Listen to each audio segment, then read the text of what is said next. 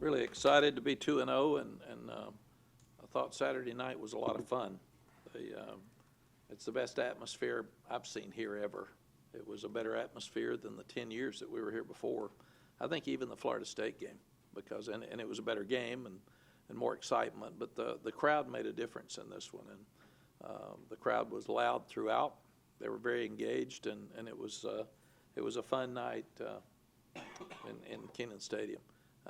We need a lot of the fans to go to Wake Forest this Friday. I know it's tough on a Friday night because we hate competing with high school football, but that's when that happens with TV. That's what you do. But we also feel like that any fans that can get there, it'll really, really help us.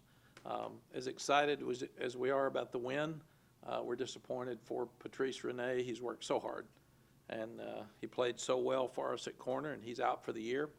He does have another year that because he did not redshirt, so he'll have a decision to make whether he wants to rehab and come back for his 5th year, or whether he'll graduate in December and he could go ahead and try to get drafted or apply to the NFL, or he could go out in the business world. But we do want him back if he wants to come back, and hopefully Nick will be back before the end of the year. But you lose 2 seniors, you hate it for them more than anything else. But you also hate it for us, and what we'll have to do now is work really hard to continue to create depth. We told the games have been so close, it's been hard to play as many people as we'd like to play, and we told the freshmen this morning, the newcomers, that you guys need to pick it up. You're no longer rookies. You're going to have to play. For instance, Storm Duck, those young defensive backs are going to have to step up and play this weekend with the absence of Patrice Rene, and Wake Forest has got 2 of the better receivers we'll see at 6'3" and 6'5". So that really puts us in a tough spot. Last Saturday night, we didn't stop the run great all the time, but we played really well on red zone defense and forced some kicks. And then we didn't turn the ball over. We protected it. And with them, we ended up getting a 4th down stop, which we count as a turnover, and 2 block kicks, which were really key. Blocked field goal and a blocked extra point by Zach Gill and Jason Strobridge. So we felt like that those were keys in the ball game. We knew we had to play a clean game with very few penalties. We only had 1 penalty, and that 1 penalty was a delay a game coming off the bench, which is unacceptable for us as coaches. So the guys did what they were supposed to do throughout the game, and I did think that we ran the ball well at times, and there were runs that made a difference in this ball game. So it really did help us, but we've got to improve our red zone offense too. We had a 2nd down 2 that we ended up not making a 1st down. We had a 3rd down and 3 where we would have gone 4 downs if we had made 2 yards, and instead we ended up 4th down and 4 or 5, and that's when we tried the 49-yard field goal instead of going for the 1st down. It's interesting with all these new analytics that you have on the sideline. They're telling you what to do. And sometimes I agree with them, sometimes I don't, because they're not there at the game. They couldn't see how good that Miami front was. So when they say go for a 4th and 5, I said, brother, you ain't here. You're not seeing what I'm seeing. We're having trouble with those guys up front. Kicking game was better. Michael Rubino kicking the ball out every time really helped us. We had the great cover. Our punts were inconsistent, but our punt coverage was good, and they've got one of the best returners in the country. So at least he didn't get in the end zone on us. So we feel like that's an area we can continue to improve, but we felt like we made great progress in that area. The 3 players of the game, offensive player of the game was Sam Howell. I forgot to tell you last week. Did we release it last week? We did. Okay. And have we released these? We have. Okay. Well, you know it then. Tamon Fox had 3 sacks, and Michael Rubino kicking it out of the end zone every time was a great help for us in that ball game, especially when you score and you got very little time left. You've got to make a decision to use. Most people will squib it to keep them from returning it, but then it gives you a shorter field and a better chance for a field goal. So Michael kicked it out, and that helped us. Today's practice was like a Tuesday practice, so tomorrow will be a Wednesday's practice because it's a Friday game and a very short week as we start going through. We've talked to the guys about they need to enjoy and appreciate their first 2 wins. We don't want them to forget them and and act like they never happened. They're real, and they're good, and they're things that they should feel good about, and it should give us confidence going forward. But you also need to move forward. You can't keep talking about those games. You've got to start talking about the Friday night game with Wake Forest, and I think they're doing that.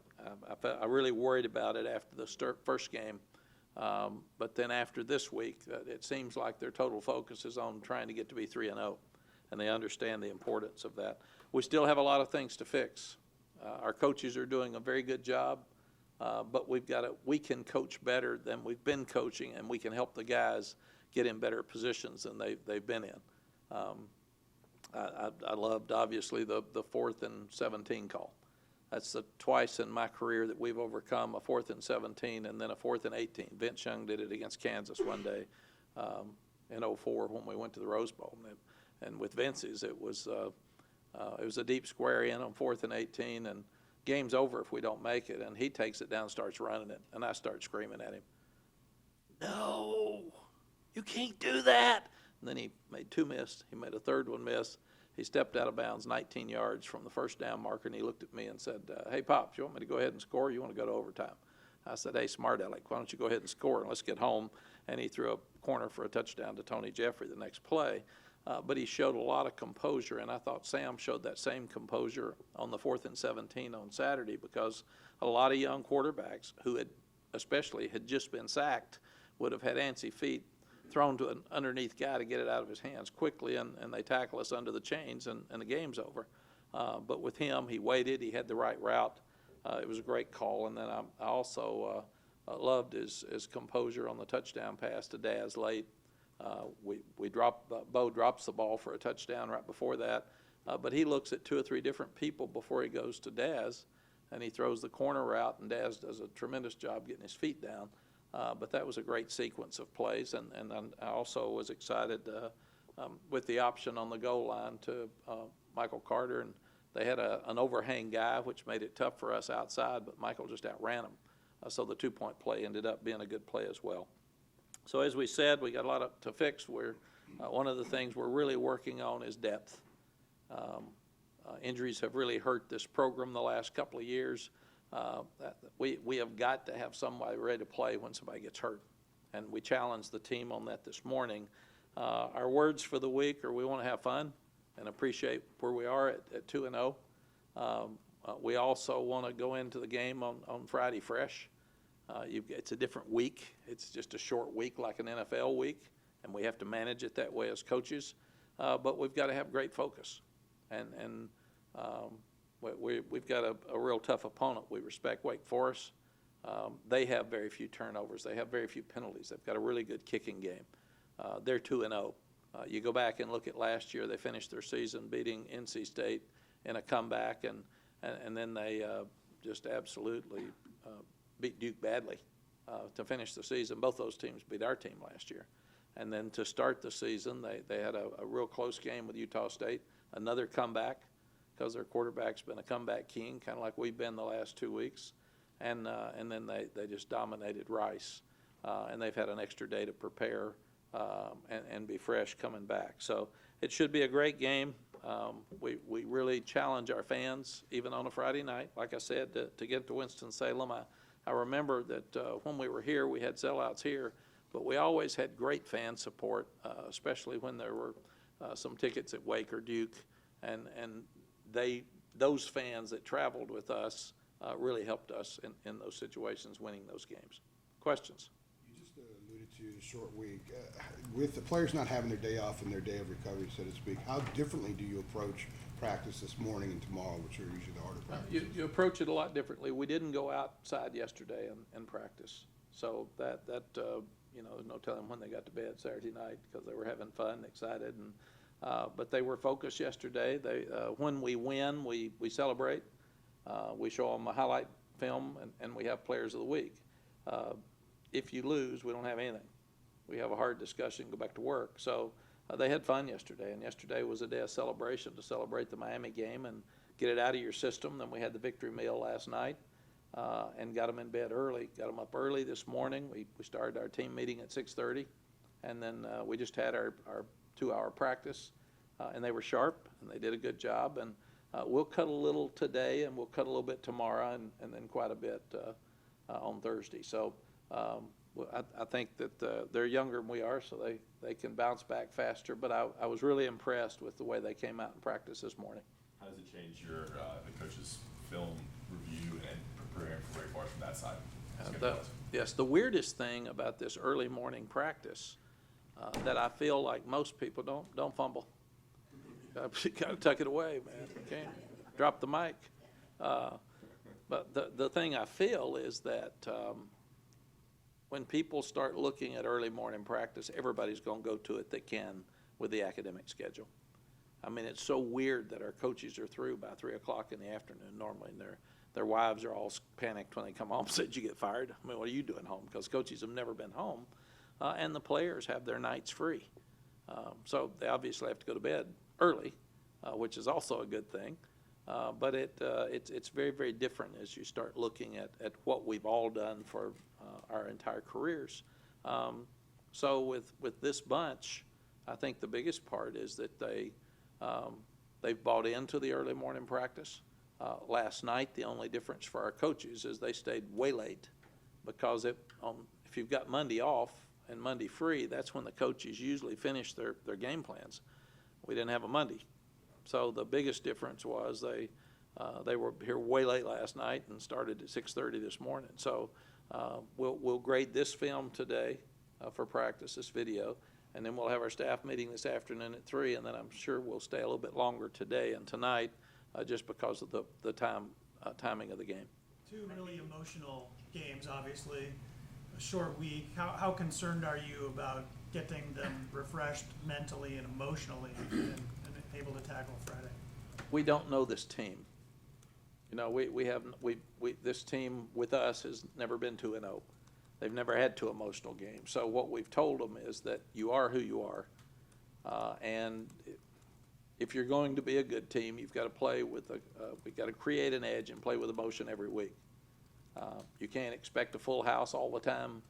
You're supposed to create the emotion for your team. And players have to do that more than coaches. Coaches can do it, but we're not on the field. So you learned this week a lot about whether your team is a player-led team or not. And player-led teams are a lot better than coach-led teams, just because the players are around them all the time. And the other thing is, I think it's great that we're playing an undefeated team that our guys have respect for.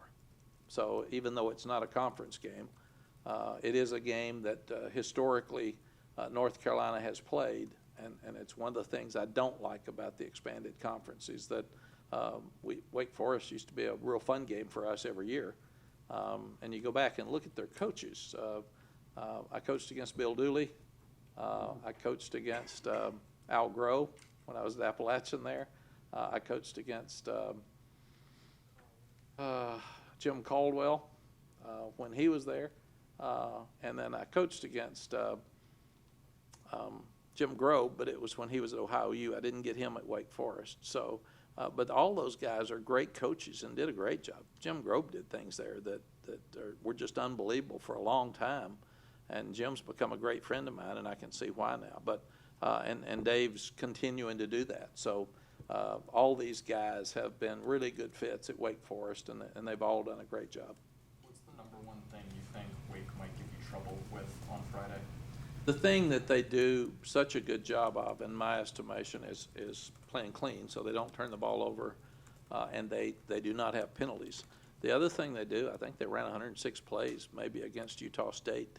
So they go really fast with an offense that runs the ball and throws deep to big, tall guys, and that's not bad. So we've got to defend a 6'3" Surratt, and we've got to defend a 6'5" guy. Scotty's really good. They're both basketball players. They're both athletic. They can jump, and our tallest corner was Patrice, and he's gone. So I think stopping the run and trying to defend those big, tall guys, and the quarterback's a good runner and thrower as well. So they do a great job of keeping the ball away from you, and they can throw it. So that would be my biggest concern, just looking at them for a day or two. Mac, what's the origin of the state championship concept you created when you were here 30 years ago? Well, when we were here 30 years ago, at first, we were trying to beat anybody. I mean, we had no wins. We had, 20 losses and 2 wins. So we were trying to figure out what can we do to stir somebody up, stir the players up. And then we really felt like, and it's been my philosophy my whole coaching career, is if you can't win at home, you can't win on the road. If you can't recruit at home, you can't recruit out of state. So everything starts with your home state. And people used to laugh at the state championship, but all of our boosters liked it when we won it. So now they're asking me to get it back. Yeah, can we do that? But I do think the presence is we've got good coaches and good players at the 3 schools. We'll play a lot. 2 of them definitely, Duke and NC State. Those games are very important to our fan base. The Wake Forest game historically has been important to our fan base. And then you add Appalachian State, who's a great team, not a good team. That's you go back and look at their history next week. I mean, gosh, they're a play from upsetting Penn State in overtime and Tennessee, and you just go back and look at all the games they've played down to the wire with people. I think those 4 games are games that are really important to us. The other thing that's interesting is if we won those 4, that's 6. You've already got your bowl game.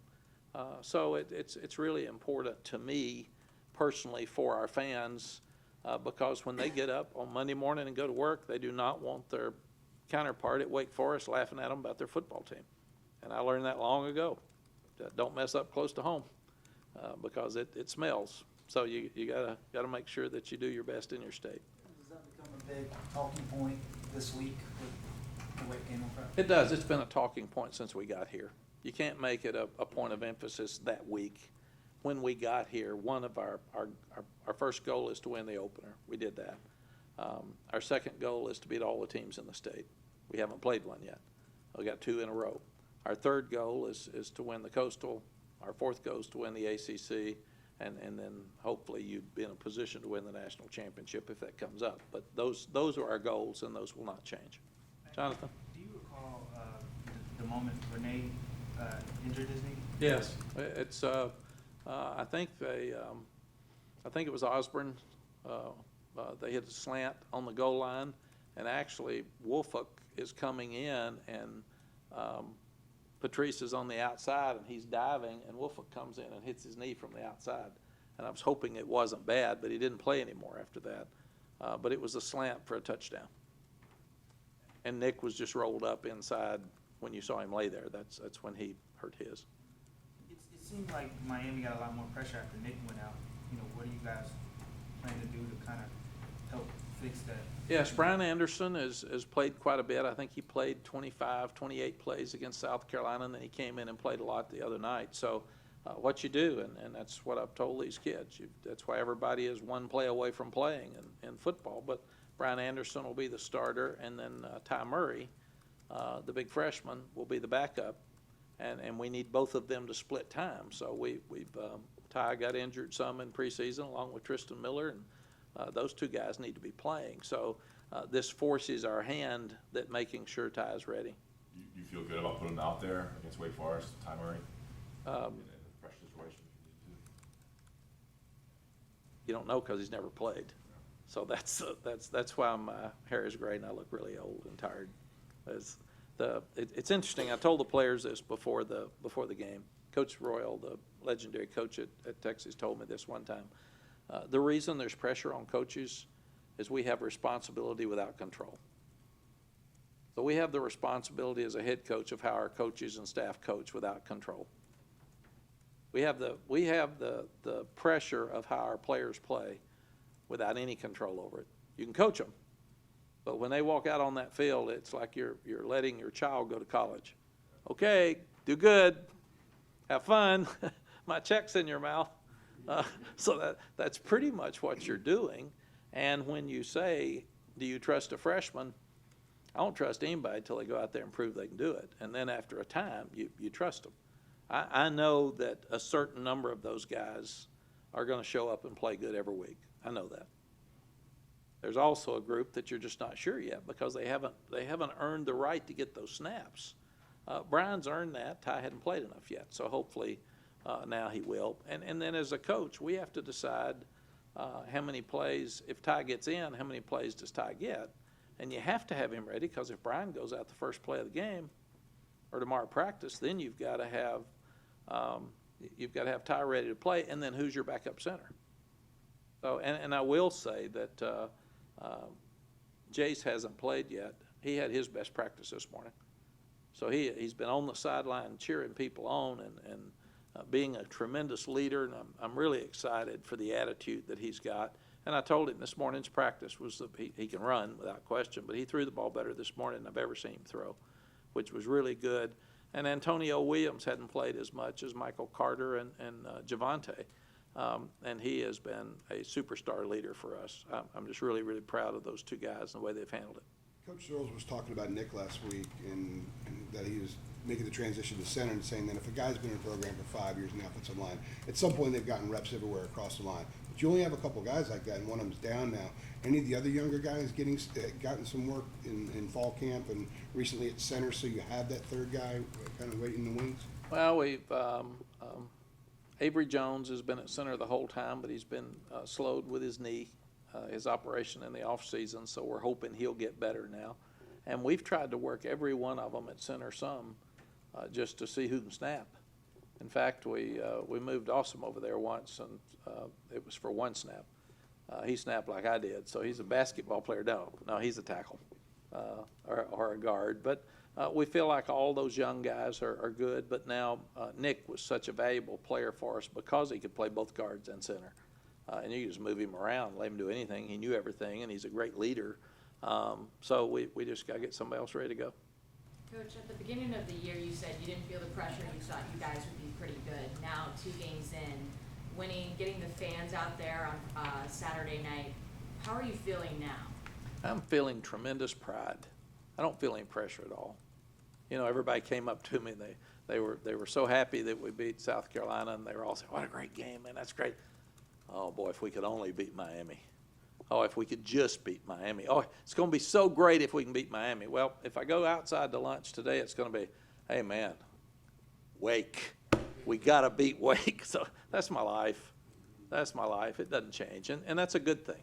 But that's the pride that the Tar Heel fans are having right now in their program, and they want it so badly. I think we saw that Saturday night, is that they're just crying for a great team, and they want these kids to do well, and I think they know we've still got a lot to do, but they know that the kids are trying really hard, and these coaches are working so hard, and we want the kids to win as badly as the fans do, so we're all pulling for them. And I told the kids Friday,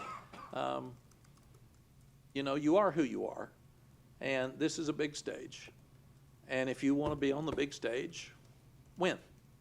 I mean, you can't go out and stink against Miami and walk around like you're good. So if you want to be good, welcome to the big stage. You got a packed house and a national TV audience. Now we told them, how many want to go to a bowl? You want to go to a bowl? Well, everybody stuck their hand up. And I say, if you don't leave, get out of here, because I want to go to a bowl. I said, so this is a huge game to get number 3 if you want to head toward being bowl eligible. So I think they just have to learn who they are. And we said in life, when you get a great award, you got to get up the next day and go back to work.